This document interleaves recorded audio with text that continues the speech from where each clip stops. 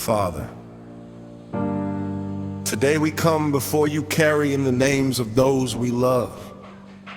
Not strangers, not faces we have never met, but our own families, our fathers, our mothers, our spouses, our sons and daughters, our brothers and sisters, our grandparents, our cousins, our closest friends.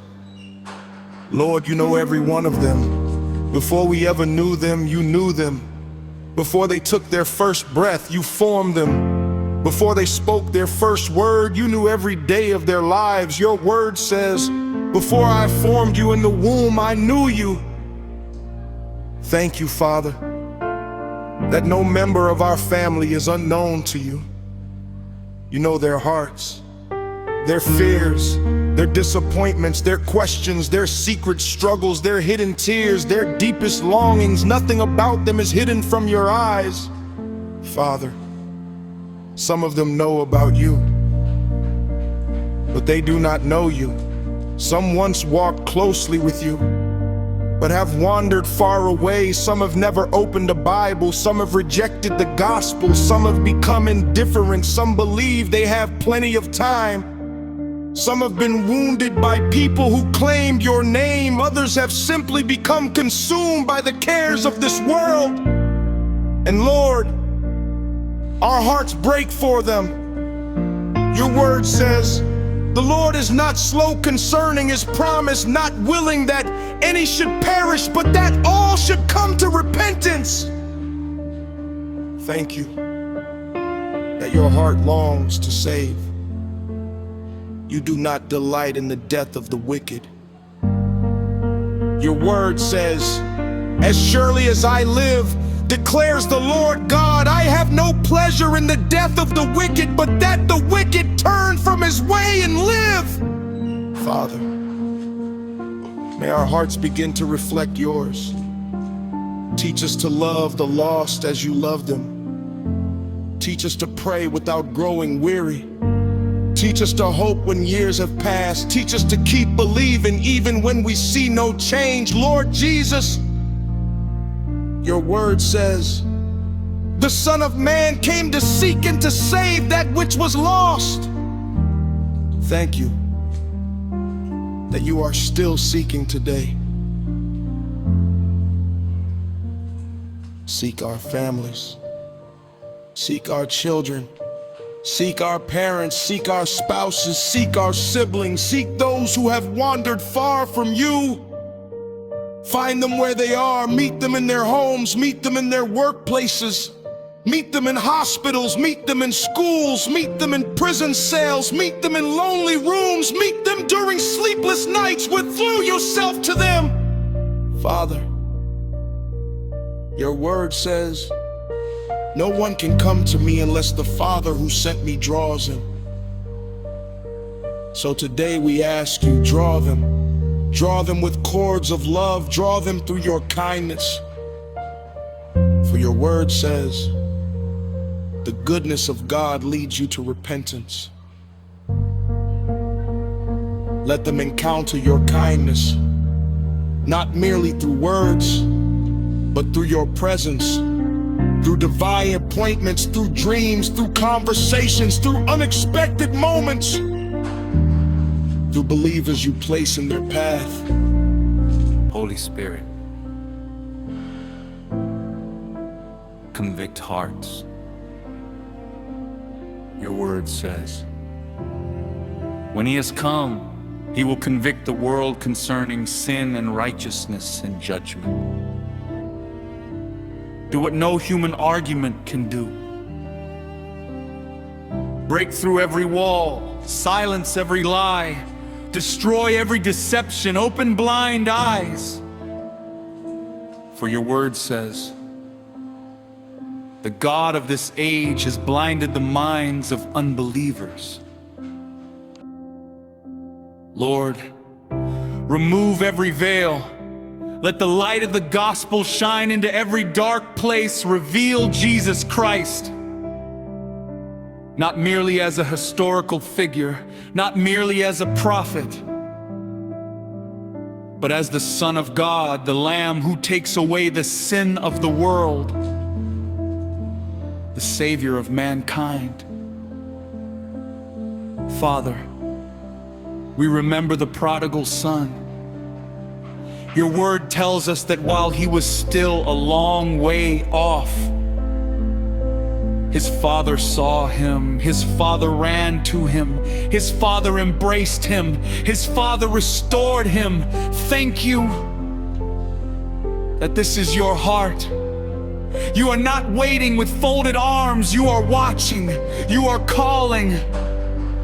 You are ready to receive every son and every daughter who turns towards you. Lord, some of us have prayed for years, some have cried countless tears, some have almost lost hope. But your word says, those who sow in tears shall reap in joy.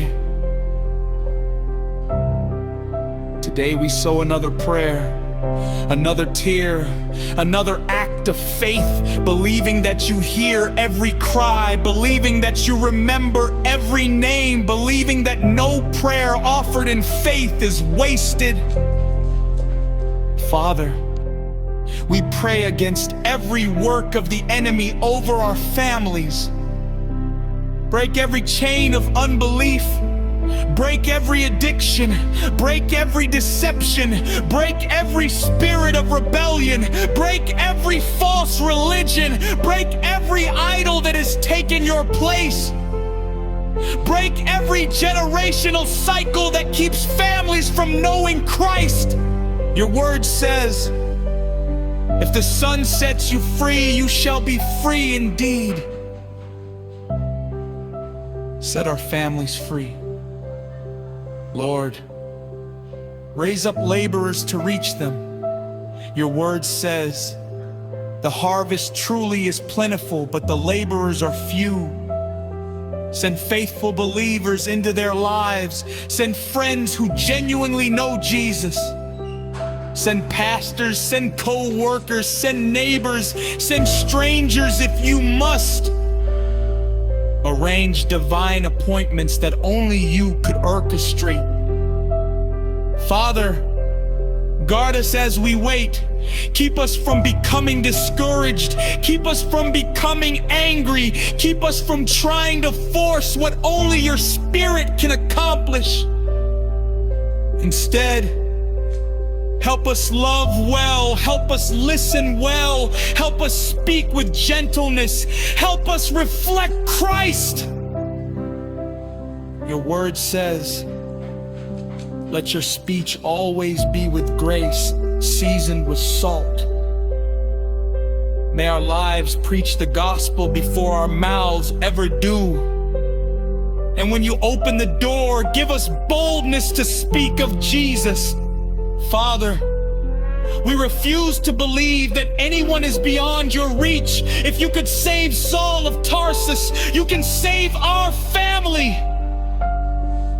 If you could restore Peter, you can restore our loved ones. If you could welcome the thief on the cross, you can welcome them too.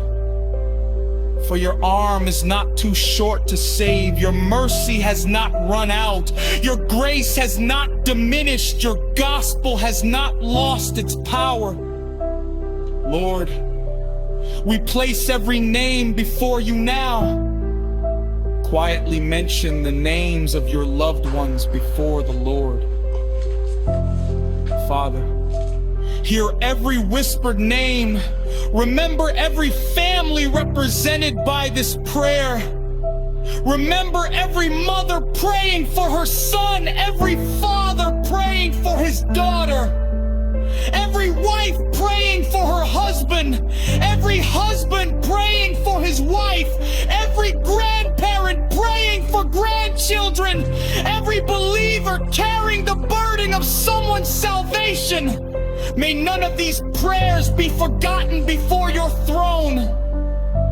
For your word says, believe on the Lord Jesus Christ, and you will be saved, you and your household. We stand on that promise, not demanding, not presuming, but believing that you delight to save. Father, until the day our families worship Jesus, we will keep praying. We will keep believing. We will keep loving. We will keep sowing in tears. Because we know the day is coming when tears will become songs of joy. When prodigals will come home. When hardened hearts will soften. When blind eyes will see. When knees will bow before Jesus Christ. Until then, strengthen us to remain faithful in prayer. And may our homes become places where the name of Jesus is loved, honored, and worshiped for generations to come. For salvation belongs to the Lord. In the precious and mighty name of Jesus Christ. Amen.